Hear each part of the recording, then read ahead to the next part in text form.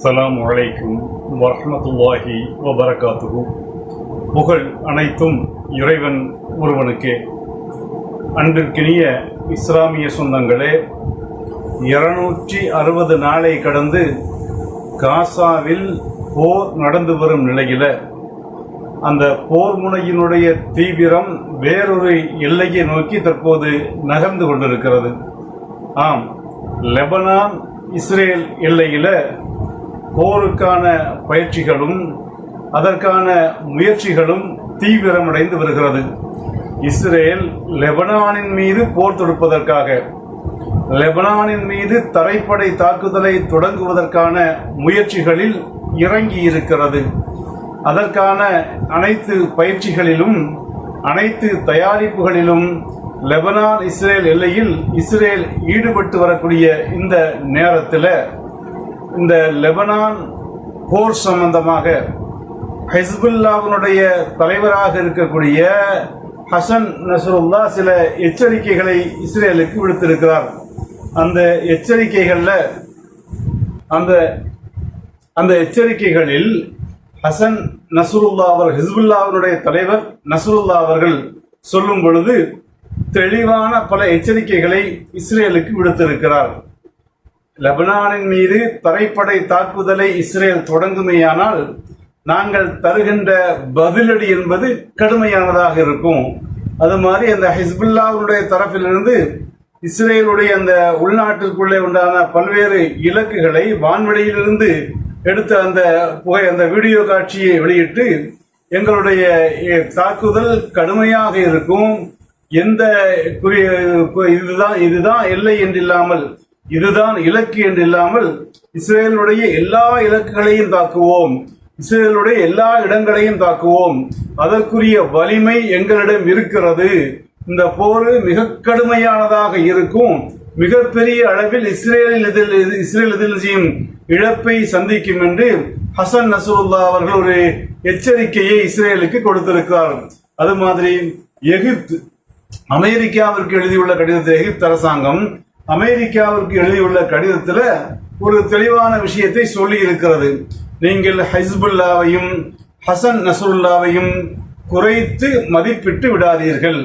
அவர்களை தாக்குவதற்கும் அவர்கள் வாழுகின்ற அந்த தேசத்தை அவர்களை தற்காத்துக் கொள்வதற்கும் அவர்கள் வாழுகின்ற தேசத்தை தற்காத்துக் கொள்வதற்கும் உரிய எல்லா விதமான வலிமையையும் அவர்கள் பெற்றிருக்கிறார்கள். எனவே அவசரப்படாதீர்கள். ஹிஸ்புல்லாவிற்கும் லெபனானுக்கும் எதிரான போரை துவங்குவதற்கு முன்பு 1000 முறை யோசித்துக் கொள்ளுங்கள். அது மிகப்பெரிய இழப்புகளை உருவாக்கக்கூடிய போராக இருக்கும் என்று எகிப்து அரசாங்கம் அமெரிக்காவுக்கு ஒரு கடிதத்தை எழுதியிருக்கிறது. அது மாதிரி ஈரானிய அரசு வெளியிட்டு இருக்கக்கூடிய ஒரு செய்தி குறிப்பில் தன்னையும் ஹிஸ்புல்லா பற்றி சொல்கிறது, தன்னையும் தனது நாட்டையும் பாதுகாத்துக் கொள்ளக்கூடிய எல்லாவித வலிமையும் ஹிஸ்புல்லாவிடம் இருக்கிறது.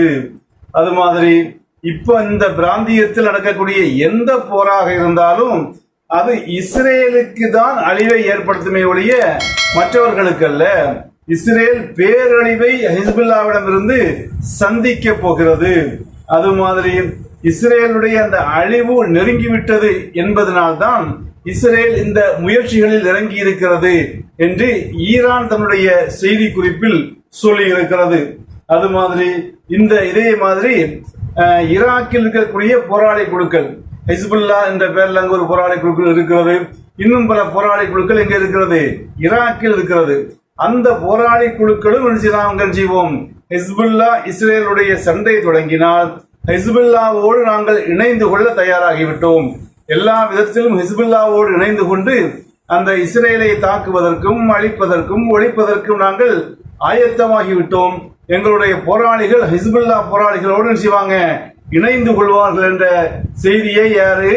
ஈராக்கில் உண்டான போராளி குழுக்களும் சிரியாவில் உண்டான போராளி குழுக்களும் செய்திகளாக நமக்கு தந்திருக்கின்றன.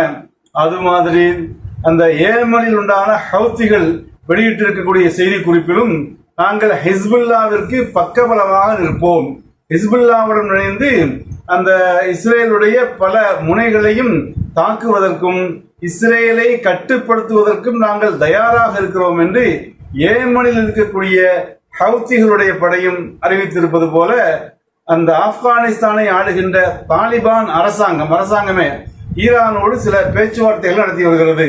இந்த ஹிஸ்புல்லா இஸ்ரேல் போர் தொடங்கினால் ஆப்கானிஸ்தானிலே வாழக்கூடிய பல்லாயிரக்கணக்கான போராளிகள் ஹிஸ்புல்லாவோடு கலந்து கொள்வதற்காக வேண்டி, ஹிஸ்புல்லாவுக்கு உதவுவதற்காக வேண்டி, இஸ்ரேலை தாக்குவதற்காக வேண்டி, இஸ்ரேலை அழிப்பதற்காக வேண்டி பல்லாயிரக்கணக்கான போர் வீரர்கள் எங்கள் நாட்டிலே தயாராக இருக்கிறார்கள்.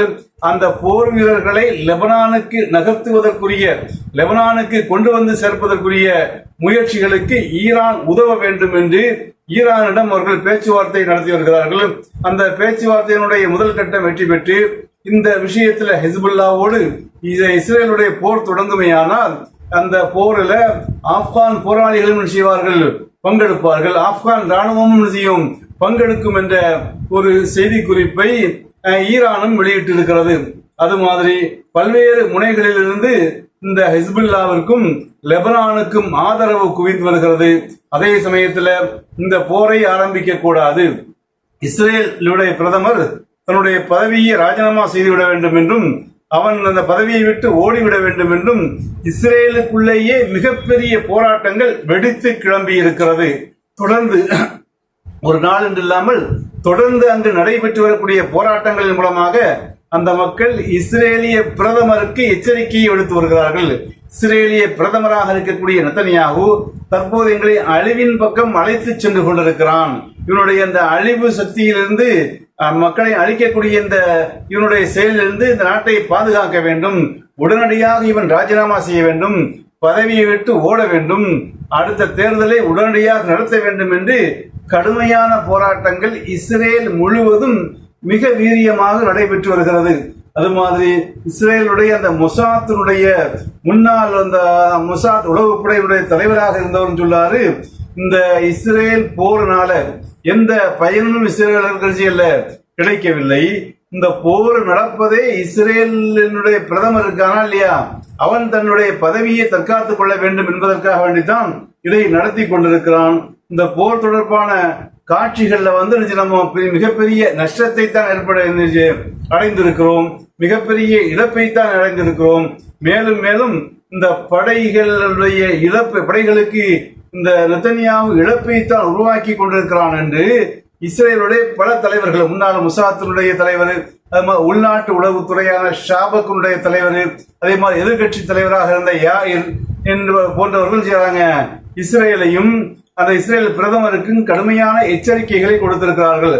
ஆக இந்த லெபனான் இஸ்ரேல் போர் தொடங்குமையானால் இது பலவிதமான பாதிப்புகளையும் இழப்புகளையும் எல்லாருக்கும் ஏற்படுத்தும் என்றாலும் இது இஸ்ரேலுடைய அழிவு காலம் தொடங்கிவிட்டது என்பதையும், ஹிஸ்புல்லா இஸ்ரேலுடைய இறுதி அத்தியாயத்தை எழுதுவதற்கு களமிறங்கிவிட்டது என்பதையும் தான் உணர்த்துகிறது. அன்பிற்குரியவர்களே, நாம் பகிரக்கூடிய செய்திகள் பலனுள்ளதாக இருக்கிறது என்று கருதக்கூடிய நண்பர்கள் மட்டும் நம்முடைய சேனலை சப்ஸ்கிரைப் செய்து இணைந்து கொள்ளுங்கள். உங்கள் நண்பர்களுக்கும் தோழர்களுக்கும் இதை அறிமுகம் செய்யுங்கள். நமக்கு நேரம் கிடைக்கும் போதெல்லாம் இது போன்ற பதிவுகளை தொடர்ந்து செய்வோம், பதிவிட்டுக் கொண்டிருப்போம் என்று கூறி விடைபெறுகிறேன். வாஹிரு தஅவானா அனில் ஹம்துலில்லாஹி ரப்பில் ஆலமீன்.